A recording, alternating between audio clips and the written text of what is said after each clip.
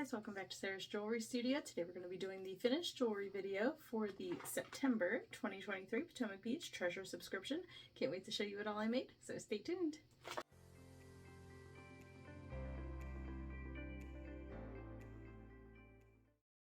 Guys, alright, so here we go on this finished jewelry video. So I'm just going to do the video this way and just show me trying things on because I apparently didn't want to make any earrings.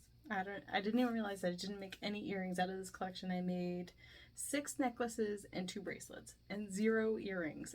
This is the first time I've ever done that. I don't know why. I just wasn't in the mood to make earrings apparently.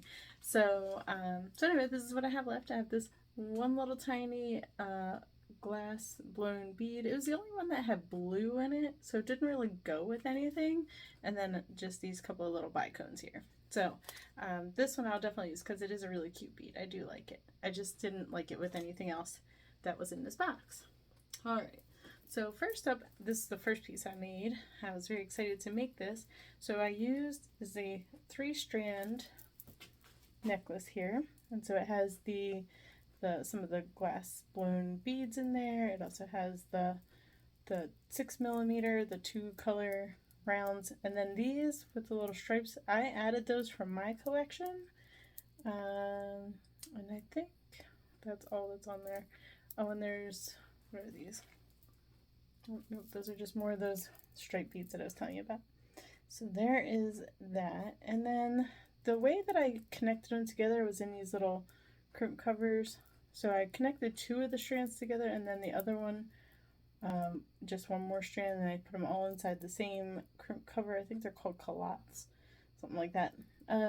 Anyway, so I put these in there, and they're all kind of the same length. Like I didn't like really stagger them because I wanted it to be like a chunky kind of look. And honestly, I think I made the chain a little too long. I think it would look better if it was a little tighter like that. So I might shorten the chain just a little bit. But so that was kind of the look I was going for. I didn't want like 3 long layers. I wanted it to just kind of be like it's like 3 necklaces, just kind of the same length, all just on top of each other, but just enough that you can tell that it's not just one big, you know, glob of necklaces. So that's the look that I was going for on that one. So there's that. There's the first one. And then I just added a toggle clasp on there from my collection. Alright, so that was that. Up next here, we have the agate, oh, not agates, but the slice. Were they agate slices? I don't have my paper here, but they were the slice beads. So when I put those with the 8mm round, the brown ones, and then this is on the brown knotting cord, and I did knot between each bead. So there is that one. And then with it being on the knotted cord, I just made a loop, and then I tied the button on, the cup button that we got. So it's just a little loop of the cord, and then the button is just tied on the other end. And so there you go. There's that. It just goes on real easy. So there you go. There is that necklace there. So I really like necklaces that are up like this, which is funny because I hate shirts when they have the tight collars, but I do like necklaces to be shorter, just because then that way you can wear them with any neck style of shirt. Alright, so there is that one. Up next, another favorite kind of necklace I like making is a stretch necklace. So it's like a bracelet, but it's a necklace. So this has the coin beads on here, as well as the swirl beads, and then also the bicones. So there is that.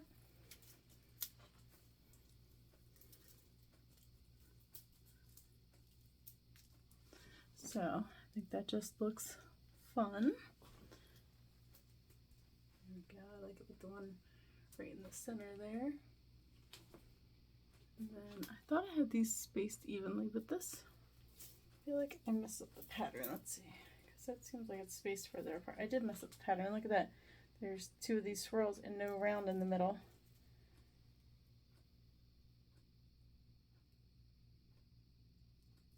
Okay. I must have done that twice because I didn't have enough rounds, because I did it on this side too. So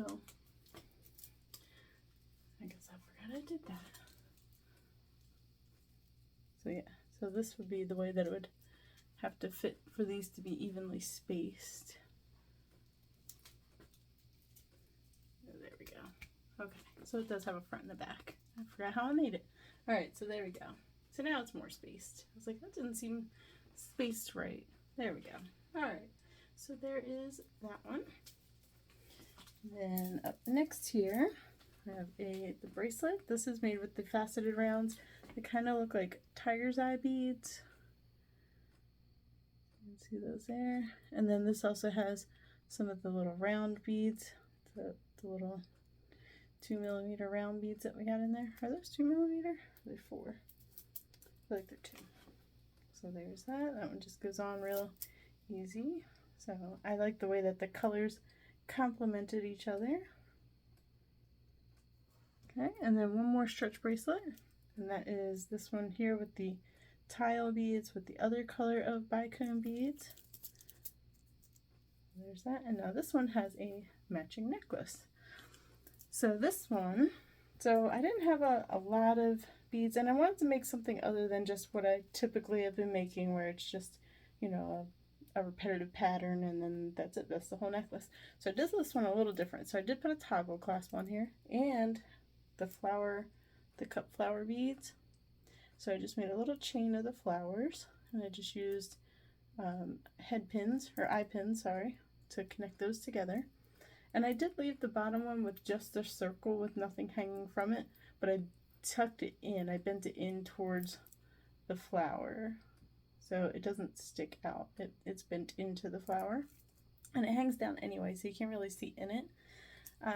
But I put it on the front, so that way it's like, this is like a pendant, and then the toggle kind of becomes part of the decorativeness of it.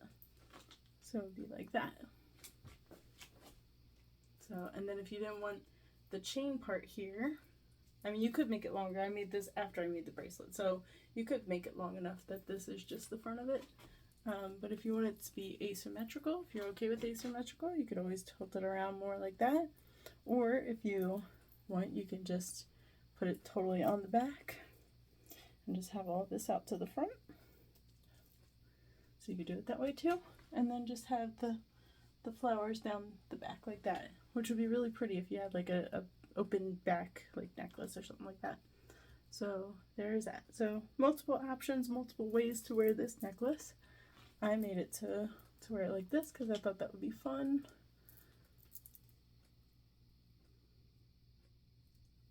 Yeah, like this. There we go. So, but yeah, so versatile way of wearing that one. All right, 2 more necklaces here. So I made, remember the little cute little kitty cat bead? Here's the cute little kitty cat. You remember that little guy? So this is what I did with it. So I made a necklace. I made like a long pendant with one of the bead cages, one of the glass blown beads that I got. So I made a nice long pendant, and then I just made a beaded necklace to go around it with more of the bead cages, like that. And then these black beads came from my collection. They're just black rounds. And then I just added my own lobster claw on here. So it goes like this. So like that. And then it just goes along like that with the little kitty cat. So again, like I said, I like it to where the necklace is short, but then that way there's more room for the pendant to hang down. There we go. So there is a little kitty cat. I really like the kitty cat. Alright, and then I have one more necklace to show you. And actually, I think this next necklace is really fun. Let me get this ready here. So this is actually made on a memory wire. So a necklace size memory wire. And then I have my trapezoid pendant on here. And so these seed beads actually came from my collection. So you can see there's seed beads on there. And then these are the Sodalite 6mm gemstone beads that we got. in this box. And then here is the ceramic button. So there's that. So what I did was I just bent the memory wire into a rectangle shape, well, kind of like a rectangle, like that. So that way it's like a loop for the button. See, it goes like that. So, thought that was fun. I've never seen anything like that before. I'm sure somebody's done it, but it was the first time I've ever seen it, or even thought to do that. So there you go. And this just goes right into that little loop that we made. And there we go. So I think this one is a very fun piece. And I thought about just doing these seed beads with this little blue button, blue bead with the seed beads that I used on this, because they do actually match really well, and just making another like this, but I just didn't get to doing that yet. So, but I think I will. But anyway, so there you go. So there's all of the necklaces. So let me know, which one is your favorite. Is it the memory wire with the trapezoid? Is it the kitty cat? Is it the cut flowers? Oops. There we go. Cut flowers. Is it the red with the coin beads? We got the slices on the knotted rope, or the 3-strand chunky necklace. All right, so there was everything that I made. Oh, and the other 2 bracelets. So there you go. All right, I really can't believe I didn't make earrings. I half wonder if I have made some somewhere and I put them somewhere weird. I just went through and totally reorganized my whole office, craft space area. So I'm actually gonna do a tour video just to show you guys how I store everything. So I know people usually like seeing that.